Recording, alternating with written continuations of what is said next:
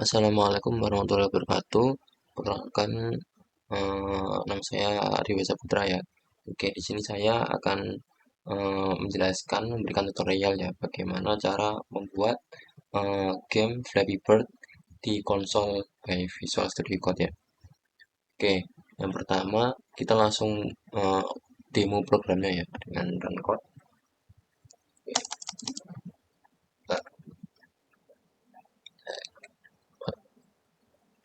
kita run code dulu. Nah, di sini kita bermain ya, tapi kita bermainnya itu by konsol. Nah, di sana terdapat pembatas ya, pembatas dan juga ada enemy yang berjalan itu. Lalu di sini ada pipa yang bergerak. Nah, di sini setelah kita game over terdapat apa tampilan konsol yaitu main lagi atau tidak. Nah, kalau kita klik Y maka kita akan bermain lagi. Nah, seperti itu. Nah, kita coba tambahkan animenya. Nah, kita klik N langsung kita jelaskan ke programnya.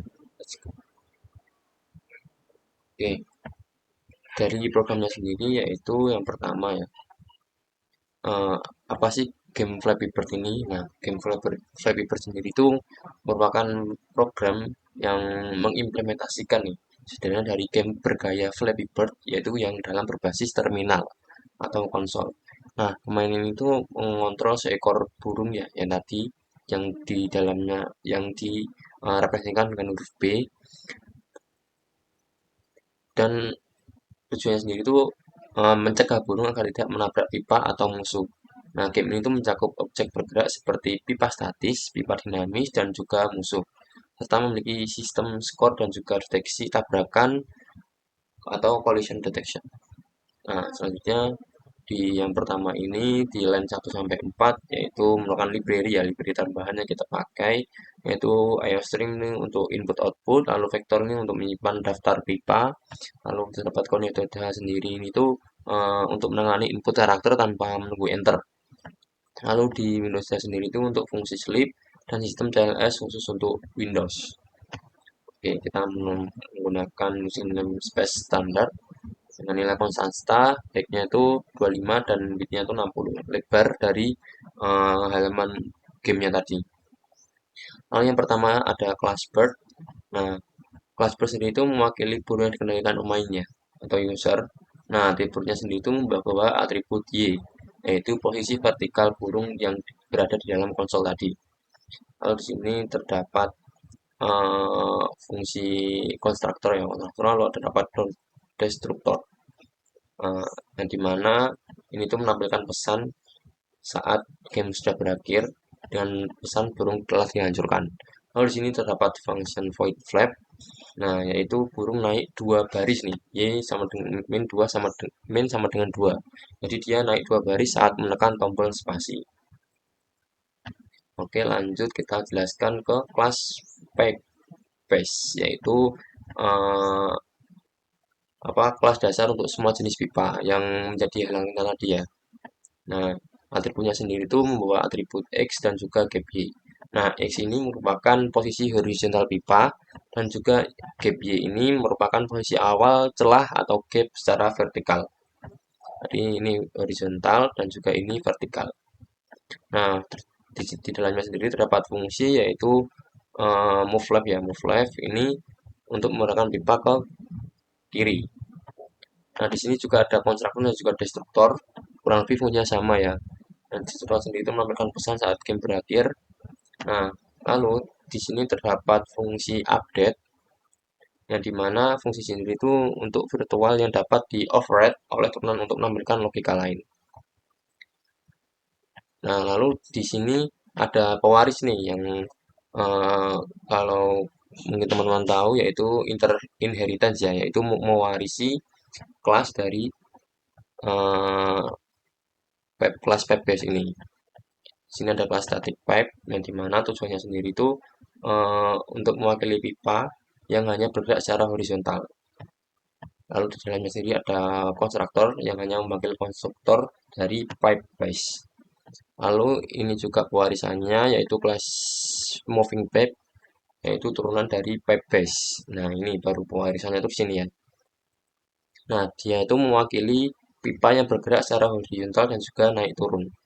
Nah, terdapat atribut tambahan nih. Kan dia ini udah mewarisi apa sifat dari pepes sendiri ya. Nah, di sini kita menambahkan atribut tambahan yaitu int direction yang dimana variabel ini tuh memberikan arah vertikal naik dan turun. Jadi di dalam yang udah kita run tadi ya di konsol itu kan terdapat pipe yang naik turun tuh, nggak nggak apa nggak flat kayak diam terus. Jadi ada beberapa pipe itu yang naik turun. Nah, lalu di sini terdapat fungsi update. Nah, ini ya, yang dimana dia sendiri itu memanggil move left dan juga move vertikal. Nah, ini kan udah dideklarasikan ya di dalam kelas pipes ini. Nah, dia memanggil lagi. Nah, namanya itu inheritance, mewarisi kelas dari kelas lainnya. Lalu terdapat move vertikal. Nah, di sini membuat gap naik turunnya. Nah, lanjut di kelas enemy. Nah, di dalam kelas enemy itu musuh terdapat ini ya, tambahan musuh yang bergerak secara horizontal dan dapat menyebabkan jika ditabrak nih, dia tuh akan game over. Nah, dia tuh membawa atribut exit dan juga direction. Nah, ya, inti X ini sudah pasti ya, ini posisi musuh dan juga yang direction ini merupakan arah gerakan dari musuh itu sendiri, yaitu ke kiri dan ke kanan. Nah, di dalamnya terdapat constructor dan juga destruktor, lalu terdapat void move yang dimana fungsi ini sendiri itu untuk musuh berpindah ya dari arah jika menyentuh batas kiri dan juga atau kanan. Nah, ini merupakan fungsi dari utamanya ya, yaitu fungsi kelas game. Nah, ini mengontrol alur game yang udah kita buat variabelnya di atas. Oke, langsung saja kita jelaskan. Nah, dia itu menyatukan semua elemen dan mengatur alur permainannya ya. Nah, atribut yang dipakai sendiri itu terdapat bird.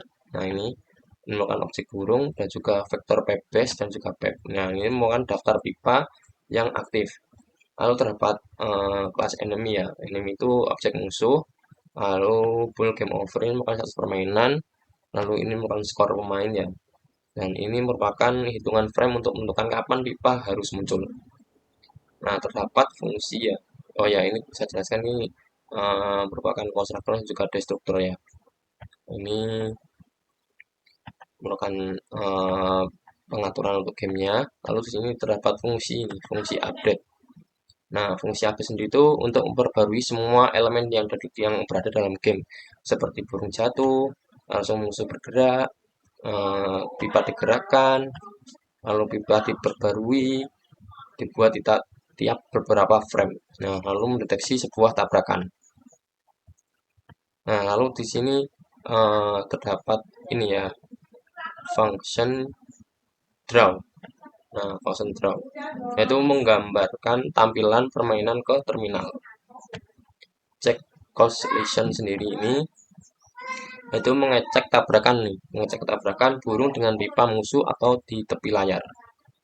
Oke, selanjutnya di sini terdapat fungsi main. Nah, fungsi main sendiri itu nah, yang udah kita praktekkan tadi ya. Jadi terdapat perintah nih. eh, Setiap kita menggerakkan burung itu menggunakan spasi.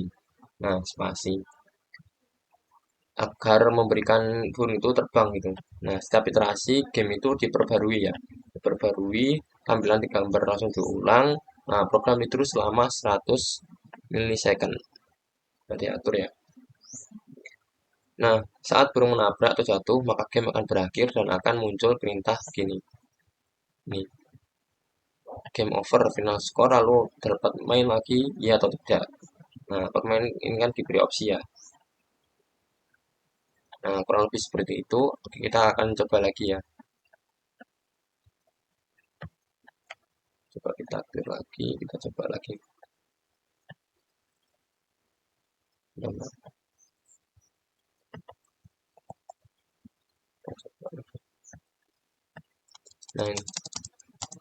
nah, kita coba mainin ya. Nah, di sini jangan sampai kena enemy ya. Kalau kena enemy maka akan game over.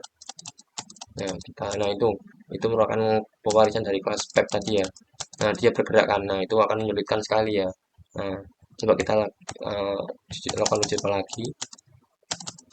Nah, itu ada enemy dan ini kelas pipa yang statik tadi. Nah, itu yang bergerak. Nah, ini yang agak sulit ya. Dia akan bergerak secara random dari atas ke bawah gitu.